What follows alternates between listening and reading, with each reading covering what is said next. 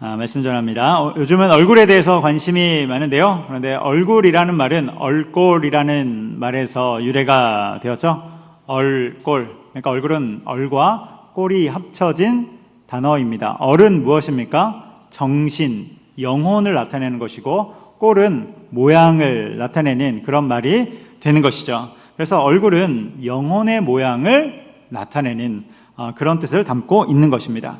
사람은 나이가 들수록 얼굴에 책임을 져야 한다, 이런 말이 있는데요. 그것은 얼굴에서 그 사람의 인격과 인품이 풍겨나기 때문에 그런 것이죠.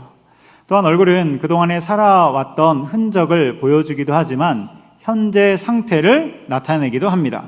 그래서 현재, 지금 마음에 사랑이 담겨져 있으면 사랑의 얼굴이 나타나고, 미움의 얼굴이 담겨져 있으면 미움의 얼굴이 드러나게 되죠. 그럼 한번 보세요. 사랑의 얼굴인지 미움의 얼굴인지. 행복한 마음이 있으면 행복의 얼굴이 드러나고요. 또 반대로 원망의 마음이 있으면 그러한 얼굴이 나오는 것입니다. 그래서 얼굴은 확실히 얼꼴이 되는 것이죠. 그런데 이것을 반대로 적용할 수도 있는 거예요. 마음이 힘들지만 그래도 미소를 지어 보일 때, 그때 행복한 느낌이 들기도 하고, 또 힘든 마음이 있지만 억지로 웃음을 지으려고 할 때 그 웃음 속에서 마음이 풀어지는 그런 경험들을 하게 되는 것입니다. 그래서 확실히 얼굴은 마음과 연결되어 있구나, 우리가 이것을 알 수 있는 것이죠. 행복은 선택이다, 이런 말이 있는데요. 여러분, 행복이 오기를 늘상 기다리는 자가 아니라 오늘의 행복을 내가 선택하며 나가는 자가 되기를 소망합니다. 그래서 우리는 행복을 선택하기 위해서 힘들어도 웃어보고, 미소를 지어보고, 무엇보다도 감사를 선택하고 찬송을 선택하면서 우리의 영혼이 주님을 향해 나아가는 그런 우리가 되기를 주님의 이름으로 축복합니다. 요한복음 18장에 보면 예수님이 신문 받으시는 장면이 나와요. 예수님이 신문 받으시는데요, 대제사장 안나스가 법관의 자리에 있고, 그 중앙에 예수님이 결박된 채로 서 계십니다. 그리고 그 곁에는 로마의 경비병과 대제사장의 종들이 예수님을 지키고 있죠. 그리고 그 뒤편으로는 몇몇의 회중들이 그 장면을 보고 있는 것입니다. 그림으로 보면 이렇게 나올 텐데요, 정확한 그림은 아닙니다. 훨씬 더 넓은 공간이고, 또 예수님은 결박된 채로 서 있어야 되는데 그런 그림은 아닙니다. 그래도 이해를 돕기 위해서 가져왔습니다. 여러분, 예수님은 죄가 없으시죠. 그렇기 때문에 다소 억지스러운 재판이 시작되는 것입니다. 아무리 죄를 캐물어도 예수님의 죄를 확증할 수가 없는 것이죠.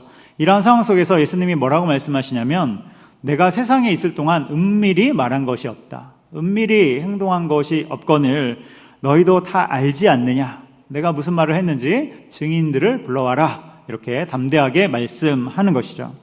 이때 이런 상황 속에서 어떤 사건 하나가 터지는데, 그것은 대제사장의 종이 예수님을 향해서 내리치는 것입니다. 그 부분이 요한복음 18장 22절에 나오는데요, 우리 요한복음 18장 22절 같이 읽습니다. 이 말씀을 하심에 곁에 섰던 아랫사람 하나가 손으로 예수를 쳐 이르되, 내가 대제사장에게 이같이 대답하느냐 하니. 아멘. 여기 보면 대제사장의 아랫사람, 그러니까 종이죠. 대제사장의 종이 예수님을 치는 거예요. 손으로 치는 것이죠. 정황상 뺨을 쳤을 것입니다.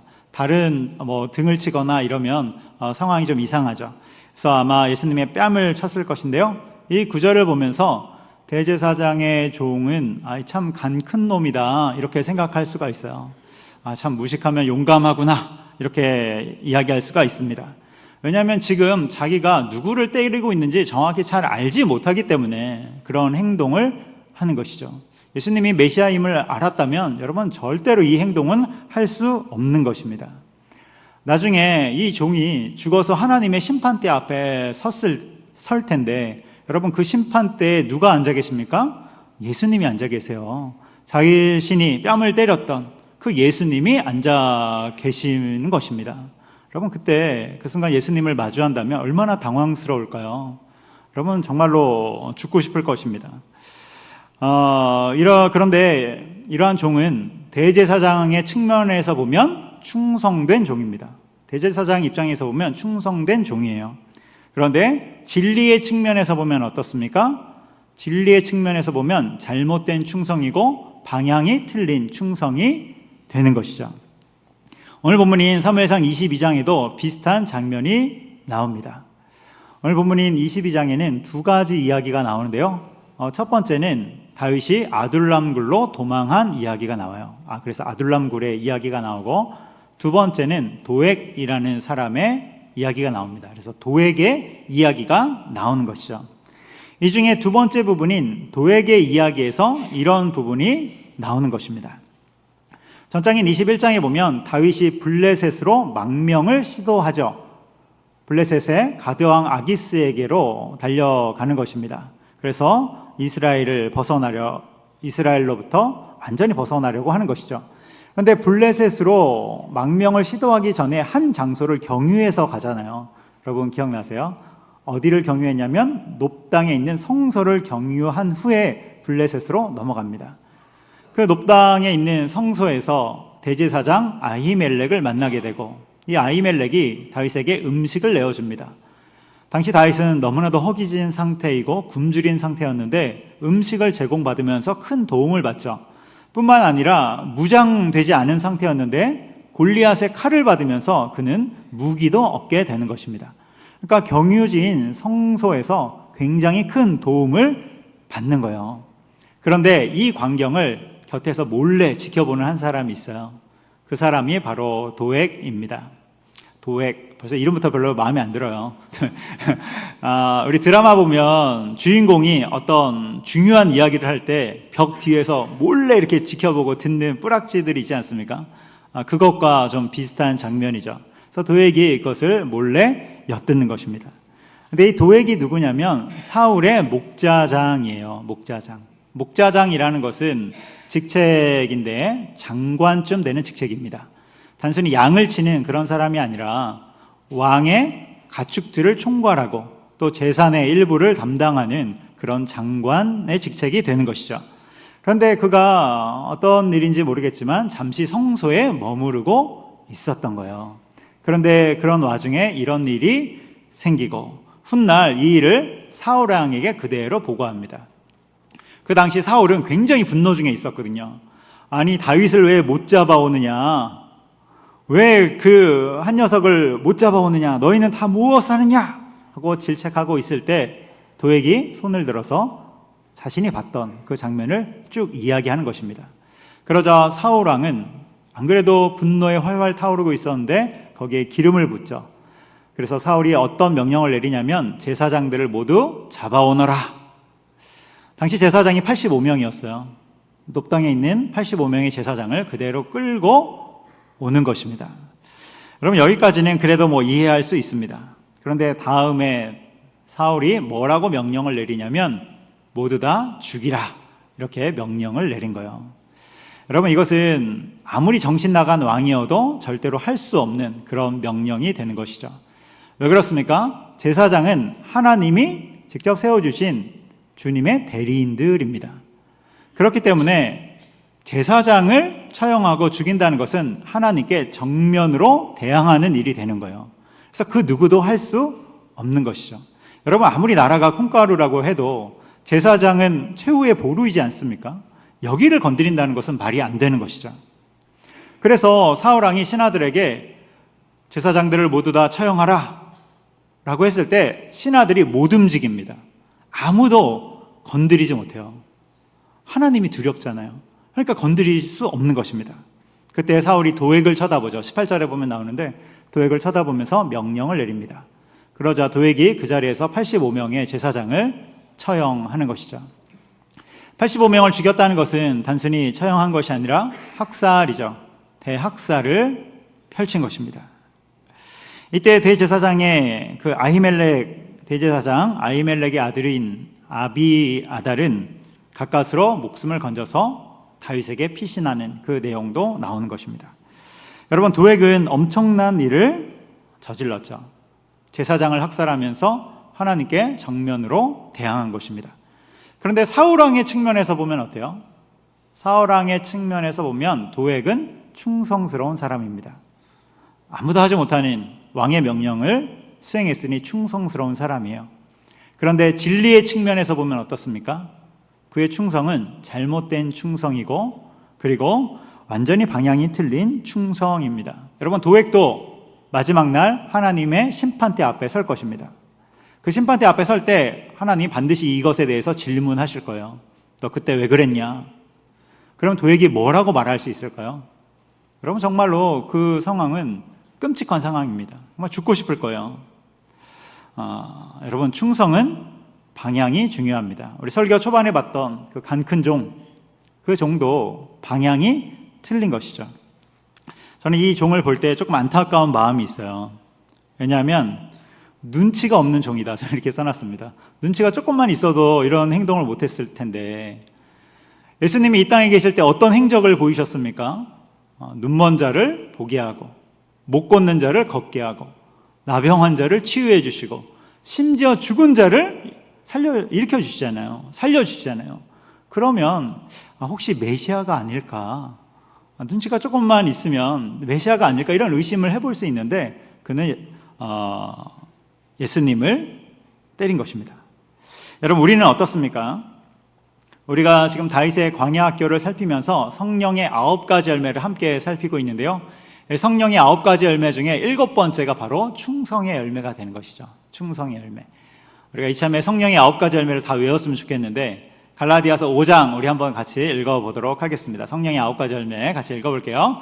오직 성령의 열매는 사랑과 희락과 화평과 오래 참음과 자비와 양선과 충성과 온유와 절제니 이 같은 것을 금지할 법이 없느니라.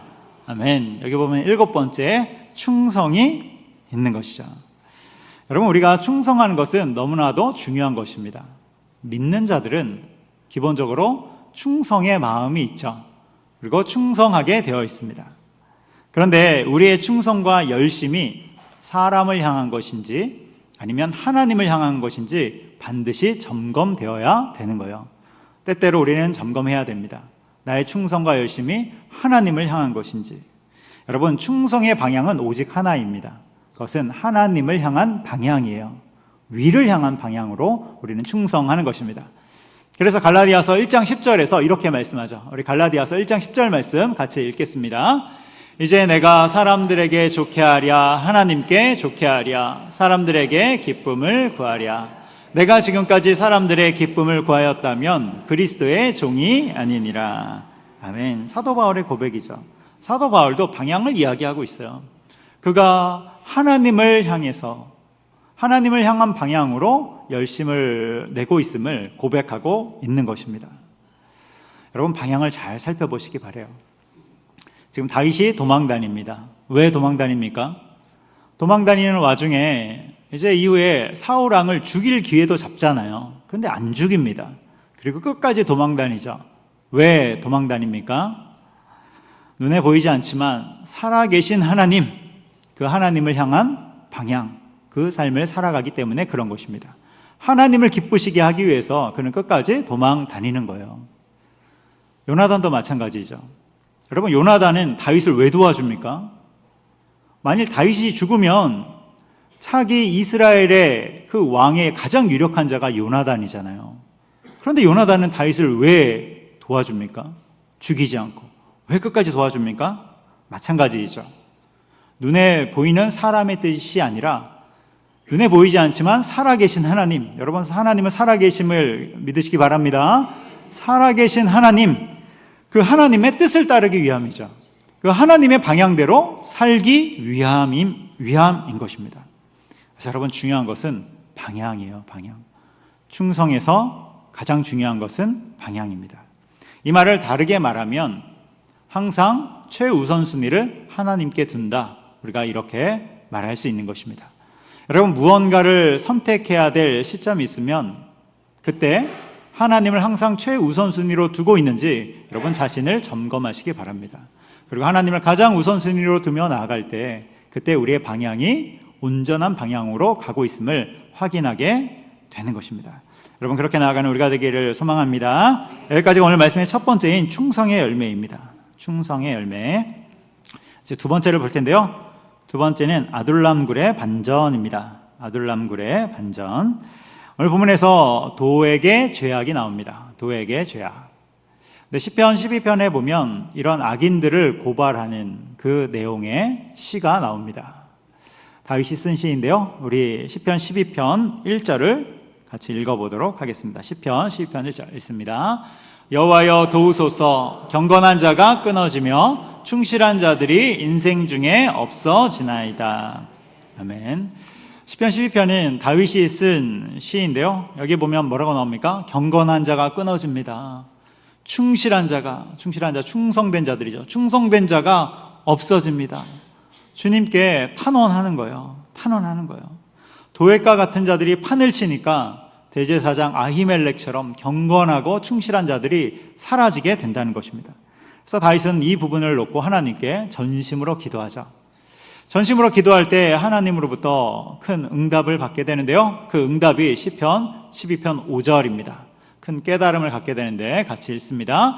여호와의 말씀에 가련한 자들의 눌림과 궁핍한 자들의 탄식으로 말미암아 내가 이제 일어나 그가 원하는 안전한 지대에 두리라 하시도다. 아멘. 여기 세 번째 절에 보면 내가 이제 일어나, 여기서 내가는 하나님이죠. 다윗이 하나님께 간절히 기도할 때 하나님이 다윗에게 응답을 주시는 거예요. 어떤 응답을 주시냐면 하나님이 일어나서 경건한 자들을 네 번째 줄에 안전한 지대에 두신다. 그러니까 하나님의 일하심과 행하실 일들을 깨닫게 되는 것입니다. 무엇입니까? 하나님의 공의가 여전히 살아있고 하나님의 보호하심이 여전히 존재한다는 것이죠. 이 확신 속에서 다윗은 하나님의 말씀을 찬양하기 시작해요. 그래서 말씀은 약속이죠. 하나님의 약속을 찬양합니다. 그것이 12편 6절입니다. 시편 12편 6절 읽습니다. 여호와의 말씀은 순결함이여 흑도가니에 7번 단련한 은 같도다. 아멘. 12편 7절도 보여주세요. 네, 읽습니다. 시작. 여호와여 그들을 지키사 이 세대로부터 영원까지 보존하시리이다. 아멘. 여러분, 세상에는 도액과 같은 자들이 존재할까요? 안 할까요? 존재하죠. 사울왕과 같은 사람이 내 인생에 다가오는 순간이 있죠. 여러분, 그런 순간이 있습니다. 그때가 되면 우리는 너무 힘겨워지고 또 세상은 공정해 보이지 않기도 하고 어려운 시간을 만나게 되는 것이죠. 이러한 시간들 속에서 경건한 자들, 충실하고 충성된 자들은 점점 사라지는 것처럼 보이기도 하는 것입니다. 그런데 여러분, 중요한 것이 있어요. 그것은 그 모든 상황을 하나님이 보고 계시다는 것입니다. 그래서 경건한 자들의 탄식과 눌림, 충성된 자들의 눌림을 하나님이 다 보고 계시다는 거예요.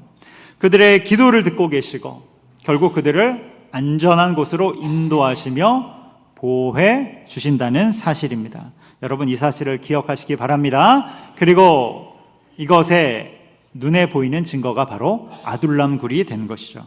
아둘람 굴. 여러분, 그러한 자들을 하나님이 이곳에서 보호하시면서 엄청난 역사를 주세요. 오늘 본문의 첫 번째 이야기가 아둘람 굴 이야기라고 말씀을 드렸습니다. 1절에 보면 그 이야기가 나오는데 1절을 제가 읽어보겠습니다.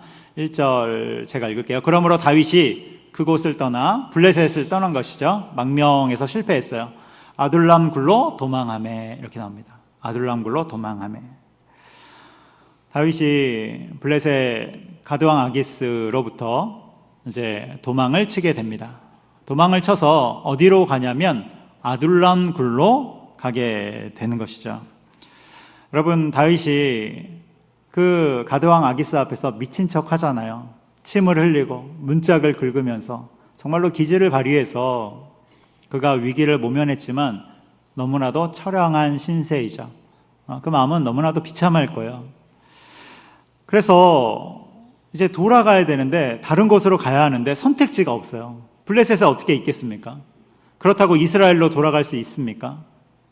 그래도 어쩔 수 없이 이스라엘로 갈 수밖에 없는 것이죠.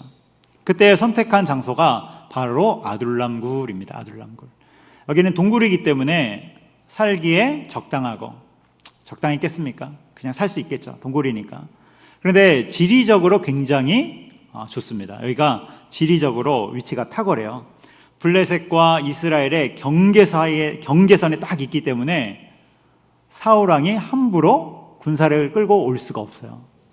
사울 왕이 군사를 끌고 이 접경 지역으로 오면 블레셋에서는 전쟁으로 간주하기 때문에 쉽게 들어올 수가 없는 것이죠. 그래서 아둘람 동굴에 살기 시작하는 것입니다. 그리고 이곳이 유다 지파 관할이기 때문에 다윗이 유다 지파이지 않습니까? 그러니까 같은 지파 사람들로부터 도움도 받을 수 있는 것이죠. 그래도 동굴이죠. 비참한 삶을 살아가는 것입니다.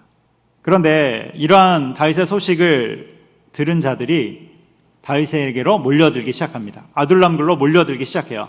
그 부분이 2절에 나오는데 우리 2절도 같이 읽어보도록 하겠습니다. 같이 읽습니다. 환난당한 모든 자와 빚진 모든 자와 마음이 원통한 자가 다 그에게로 모였고 그는 그들의 우두머리가 되었는데 그와 함께한 자가 400명 가량이었더라. 아멘. 여기에 보면 이제 환난당한 모든 자, 환난당한 자, 빚진 자, 그리고 마음이 원통한 자. 그래서 우리 줄여서 환빈마 이렇게 얘기하는데 환난당한 자, 빚진 자, 마음이 원통한 자. 1절에 보면 이제 다윗의 가족이 먼저 오고 2절에서는 이렇게 400명의 사람들이 몰려들기 시작합니다. 엄청난 숫자죠. 400명. 훗날 이 숫자는 600명으로 늘어나게 됩니다. 그래서 아둘람굴은 굉장히 큰 굴이에요. 큰 동굴. 거기에 600명이 모여 산다고 생각해 보세요. 가족도 데려왔을 거 아니에요. 그러니까 훨씬 더 많은 사람들이 그 안에 마을을 이루며 사는 천연의 요새죠. 거기에 살아갑니다. 여기 보면 다윗이 그들의 우두머리가 되었다 생각하는데 여러분 몰려든 사람들 다 거지 같은 사람들이죠. 그러니까 다윗은 거지 왕이에요. 거지 왕으로 아둘람굴에 탁 앉아 있는 것입니다. 아무튼 그런데 여기에 모인 600명 또 400명의 면모를 보면 참으로 흥미롭습니다. 환난당하고 빚지고 마음이 원통하고. 그런데 여러분 이들이 훗날 다윗이 이스라엘을 세울 때 그 이스라엘 나라의 핵심들이 됩니다. 다윗의 참모가 되고 가장 중요한 인사들이 된다는 사실이죠. 이 부분이 너무나도 흥미로워요. 환난당하고 도망치고 환난당해서 도망치고 빚져서 도망친 그런 사람들인데 하나님이 이들을 붙잡으셔서 아둘람 굴을 통해서 여러분 그러니까 아둘람 굴이 뭡니까? 훈련의 장소이죠. 어중이 떠중이 거지 같은 사람들 다 모였는데 하나님이 거기서 훈련시켜서 이스라엘을 이뤄가는 핵심 멤버들을 거기에서 꾸려주시는 것입니다. 그래서 우리가 잘 아는 요압, 또 아비새, 아사헬 다 여기 출신이죠. 또 제사장 아비아달 다 여기 출신입니다. 지금 당장 보면 아둘람굴은 비참하고 초라한 곳이지만 하나님이 훗날 이들을 사용하시는 이곳은 엄청난 모체가 된다는 거예요. 여러분 아둘람굴에 모인 사람들은 이 사실을 잘 몰랐을 것입니다. 그냥 원통해서 모인 거예요. 너무 인생이 서글퍼서 모인 것입니다. 사실 인생이 서글픈 이유는 사울 왕의 정책 때문에 그래요. 사울의 눌림 때문에 모인 사람들이죠. 그런데 훗날 쓰임 받게 되죠. 여러분 우리의 삶을 돌아보면 어떻습니까? 우리의 삶을 돌아보면 어쩔 때는 정말 아둘람 굴에 있는 것처럼 보잘것없고 너무 약하고 너무 작고 볼품없는 상태가 되는 것이죠. 또 어떤 분들은 환난당하고 빚지고 원통한 상태일 수 있습니다. 네, 더욱이 주님 앞에서 충성했는데 내 방향이 하늘을 향했는데 하나님께 기쁨이 되기 위해 살아갔는데 그런 상황에 놓인다면 더더욱 절망될 수도 있는 것이죠.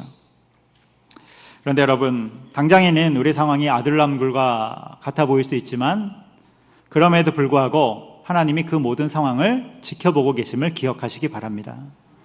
하나님이 붙들고 계심을 기억하시기 바랍니다. 이 사실을 기억하면서 우리는 주님이 주시는 소망 안에 살아가는 것입니다. 그런데 잘 따져보면 우리가 살고 있는 이 세상이 아둘람굴 같아요. 여러분 불안정하잖아요. 정말로 아둘람굴 같은 이 세상에서 마지막 날 천국에 이를 때까지 우리는 살아가는 것입니다. 그리고 아둘람굴 같은 이 세상 가운데 하나님이 우리를 뭐 하십니까? 훈련시키시고 연단시켜 주셔서 하나님의 사람으로 삼아가는 것이죠. 그리고 아둘람굴 같은 이 세상에 살아갈 때 하나님이 우리를 지키시고 보호하여 주시며 이끌어 주고 계신 것입니다. 여러분 이 사실을 기억하면서 주님이 주시는 소망 안에 살아가는 저 여러분 되기를 주님의 이름으로 축복합니다. 기도하겠습니다. 사랑과 은혜가 많으신 하나님 아버지, 아둘람굴과 같은 이 세상에 살아가는 동안에 주님이 우리를 붙잡아 주시고 기억하여 주심을 믿음의 눈으로 볼 수 있도록 인도하여 주옵소서. 하나님을 신뢰하며 아둘람굴에서 주님 앞에 연단받아 항상 예수님을 닮아가는 우리가 될 수 있도록 인도하여 주시옵소서.